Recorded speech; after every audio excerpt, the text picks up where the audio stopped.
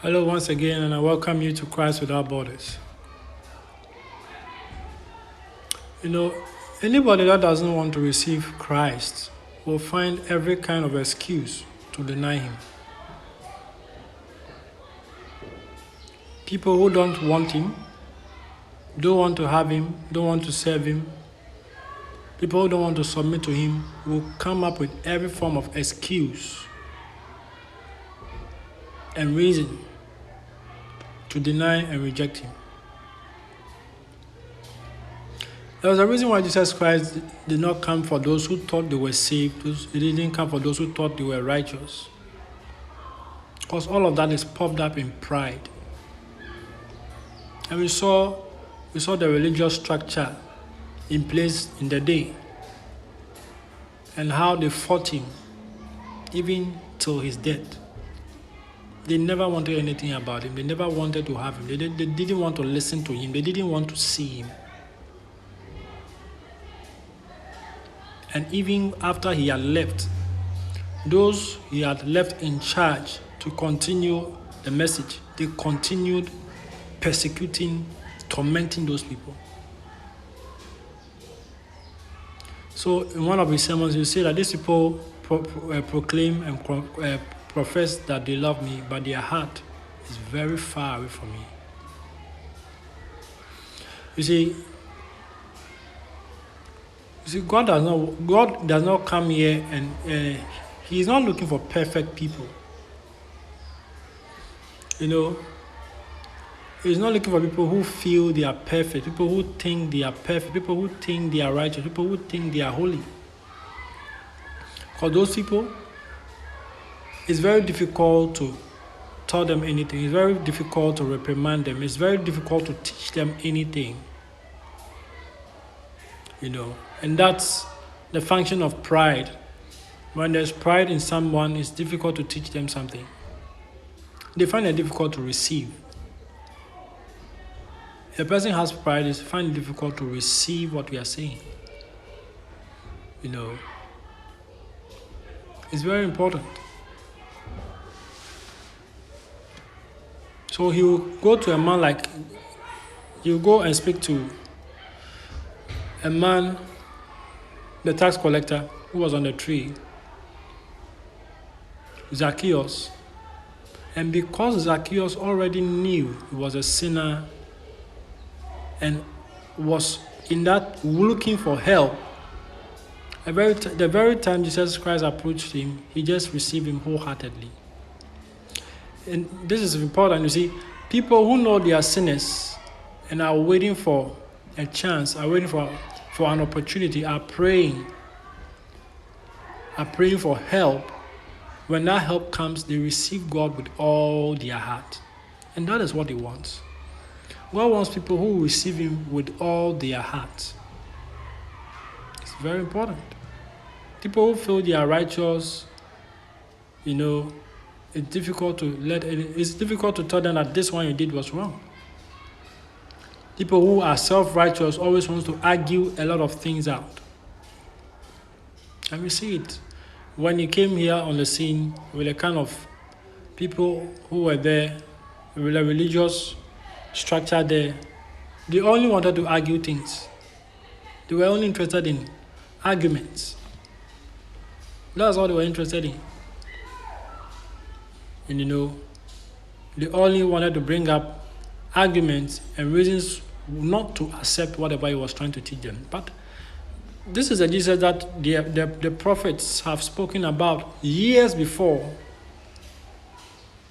And now He appeared before them and they were struck. It was difficult. They will go around and stir commotion. They will go and say this here, say this there. They will gather the crowd against it. They will gather the crowd, stir the crowd up. And you wonder, do these people really, are they really serving God? No. And so it's very important. Jesus did not come for people who think they are saved. The people he was interested in were people who knew that I have a problem. If you can bring yourself to that place to accept that I am a sinner, I'm not perfect, I'm a human being, I'm prone to sin. Once you accept that concept, you understand that you need help. You understand that you need a higher power to keep yourself away from sin.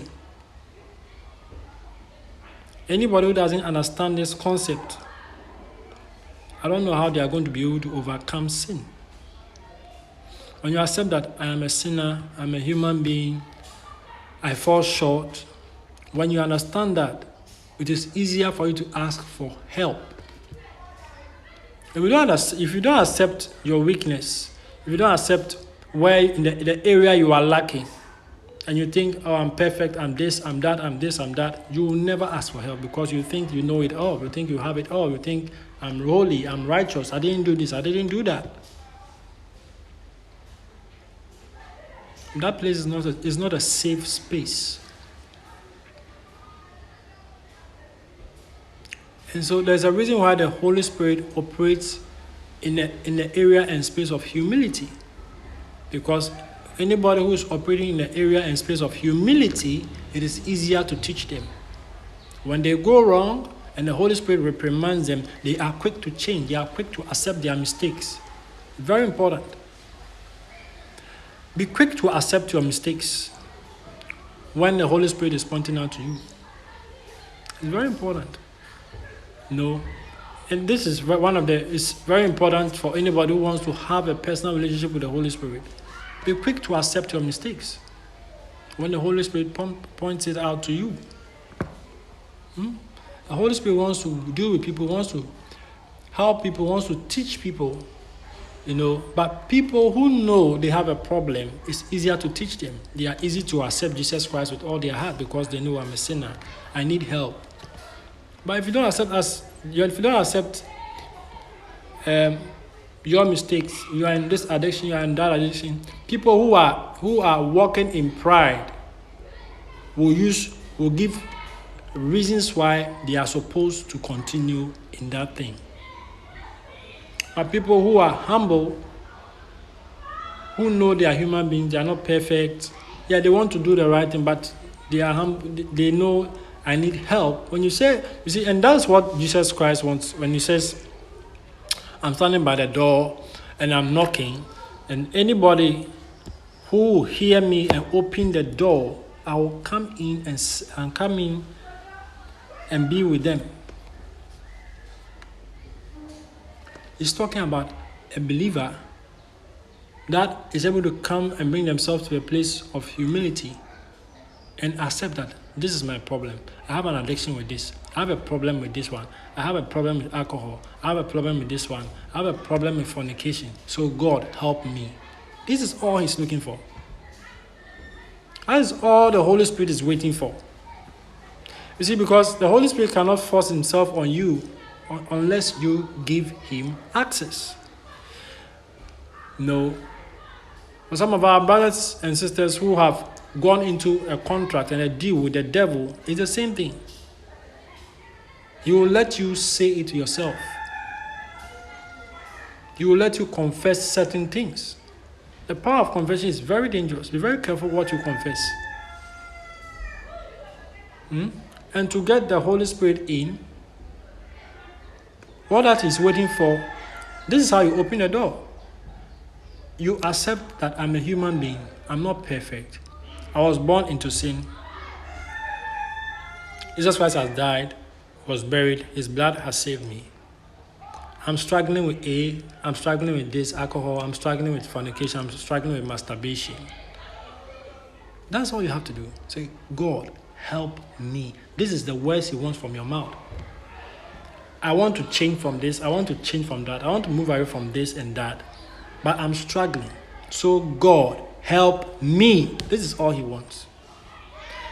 So that is it. So unless you come to a place of accepting you are a sinner, unless you come to a place of identifying things you know as is a sin to God, it's going to be difficult to open the doors for the Holy Spirit to come in to help you.